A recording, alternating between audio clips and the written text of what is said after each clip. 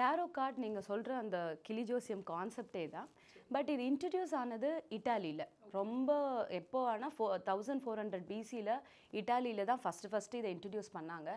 அதுக்கப்புறம் அது ஒரு செட் ஆஃப் கார்ட்ஸாக இருந்தது. இதில் நிறைய ரெப்ரசன்டேஷன்ஸ் இருந்தது. அந்த உருவகம் பிக்சர்ஸ் பார்ப்பீங்க டேரோவில். அதை நிறைய கொஞ்சம் கொஞ்சமாக அந்த நாட்டோட தேவைகளுக்கும் அந்த நாட்டோட மக்களுக்கு ஏற்றாற் போல் மாற்ற ஆரம்பித்தாங்க.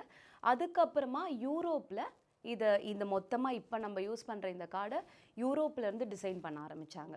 பேசிக்காக டேரோவோட அடிப்படை என்னென்னா, ஒரு மனுஷனோட வாழ்க்கையில் 2 விஷயந்தான். ஒன்று அவனோட அன்றாட வாழ்க்கை, இன்னொன்று அவன் கண்ணுக்கே தெரியாத பல மாற்றங்கள். இந்த 2 ஆஸ்பெக்ட் தான். ஒன்று மேஜர் ஆர்கானான்னு வாங்க, இன்னொன்று மைனர் ஆர்கானான்னு வாங்க. இப்போது மேஜர் ஆர்கானான்றது இந்த கண்ணுக்கு தெரியாத விஷயங்கள் எல்லாமே நம்ம கிட்ட இல்லை, ஏதோ ஒரு கைடன்ஸில் நடக்குது. மைனர் ஆர்கானா அன்றாட வாழ்க்கை, நம்ம லைஃப்பில் நடக்கிற கல்யாணம், காதல், ஃபேமிலி, படிப்பு, வேலை, இது எல்லாமே மைனர் ஆர்கானால வரும்.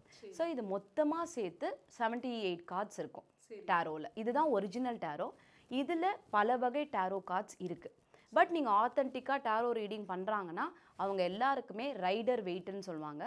அவர் உருவாக்குன டேரோ தான் காமனாக யூஸ் பண்ணுறது. இதில் இந்த மனுஷங்களோட எல்லா லைஃப் ஆஸ்பெக்ட்ஸையும் சொல்லிடும்.